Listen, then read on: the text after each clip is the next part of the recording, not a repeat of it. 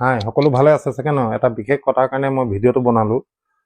আচলতে আজিকালি মই এইবোৰৰ পৰা দূৰতে থাকো যেহেতু ৰাইজেও বেয়া পায় মই এনেকুৱা ধৰণৰ কামত লাগিলে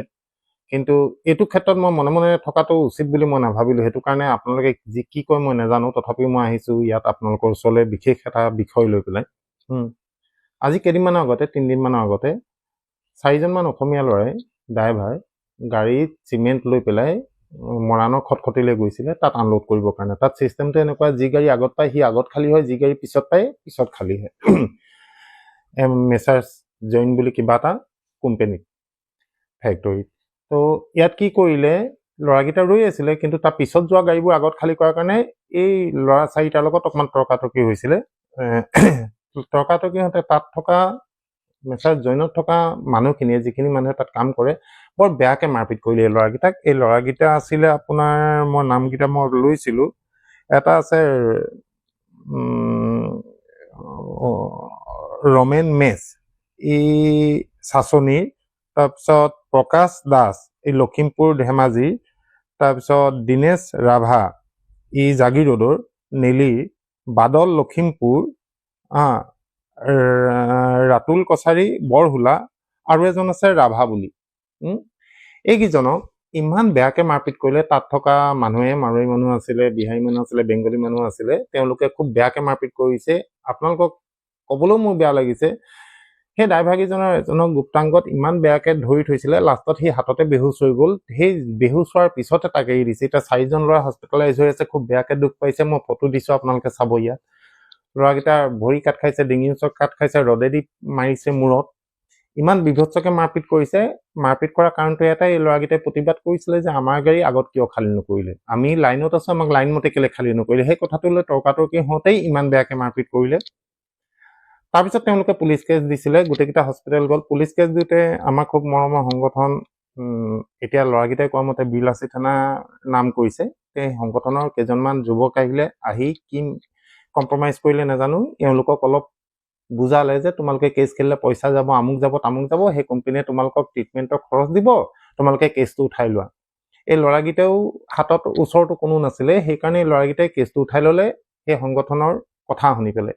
যেতিয়া আমি খবৰ পালোঁ আমি খা খবৰ কৰিলোঁ যেতিয়া এইটো কথা শুনিছোঁ খুব দুখ পাইছোঁ কিয়নো 4জনকৈ নিৰীহ যুৱকক ইমান বেয়াকৈ মাৰপিট কৰিছে 6জন ল'ৰাই মাৰ খাইছে তাৰ 4জনৰ অৱস্থা সংকটজনক ইমান বেয়াকৈ মাৰপিট কৰোঁতেও কোনো ছ'চিয়েল মিডিয়াত এই কথাটো নাহিলে কালি আমাৰ ল'ৰা গৈছিলে তালৈ কেইবাটাও তাতো একো কৰিব নোৱাৰিলে এতিয়া মই ভাবিছোঁ মই মনে মনে নাথাকোঁ আপোনালোকে মোক হয়তো আকৌ গালি পাৰিব বেয়া বেয়া কথা ক'ব কিন্তু কাম কৰি জীয়াই আছে গাড়ী চলাই সেই ল'ৰাকেইটাই পৰিয়াল পোহপাল দি আছে সেই ল'ৰাকেইটাক এনেকৈ মাৰপিট কৰিব আৰু মৰাণত সেইটো কোনো পধ্যে গ্ৰহণযোগ্য হ'ব নোৱাৰে গতিকে মই এটাই বিচাৰিম যিসকলে তেওঁলোকক মাৰপিট কৰিলে তেওঁলোকে সমজুৱাভাৱে মাফ খোজক আমি এতিয়ালৈকে কাৰো নাম লোৱা নাই সমজুৱাভাৱে মাফ খোজক ল'ৰাকেইটা সম্পূৰ্ণ ট্ৰিটমেণ্টৰ খৰচ কৰক যিমান দিন বহি থাকে ল'ৰাকেইটাক ঘৰ চলাবৰ কাৰণে যি অৰ্থৰ প্ৰয়োজন হয় সেইটো প্ৰদান কৰক আমি বেছি কাজিয়ালৈ যাবলৈ বিচৰা নাই যদিহে তেওঁলোকে একো গুৰুত্ব নিদিয়ে এটা কথা ঠিক অনিৰ্দিষ্ট কাললৈ সেই কোম্পানীটোলৈ গাড়ী চলাচল বন্ধ হৈ যাব এইটো একদম দৃঢ়তাৰে কৈছোঁ আৰু একদম চিধা চিধিকৈ কৈছোঁ আৰু ইয়াতে মই বিলাচী থানাৰ বিকাশ অসম শৃংখল চলীয়া মোৰ বৰ মৰমৰ ভাইটি মই বিকাশ অসমৰ লগত কথা পাতিছিলোঁ তেওঁ গম নাপাওঁ বুলি ক'লে গোটেই কথাটো তথাপিও আমি আশা কৰিম তেওঁলোকে ইয়াৰ এটা ভাল উত্তৰ দিব বুলি কিয়নো সেইটো সংগঠন আমাৰ অতি মৰমৰ সংগঠন আমি কেতিয়াও নিবিচাৰোঁ তেওঁলোকৰ কিবা এটা কথাত বদনাম হওক আৰু ছেকেণ্ড থিং আমাৰ ড্ৰাইভাৰৰ যিবোৰ কেছ হয় এই কেছত বেলেগ সংগঠন নাহিলে আমি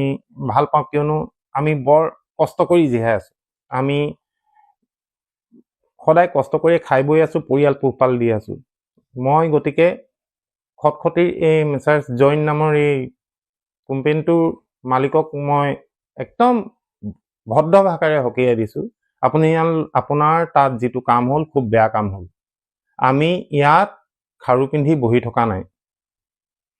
আমাক জোকাই নল'ব ভালে ভালে কাইলৈৰ ভিতৰত যদি আপোনালোকে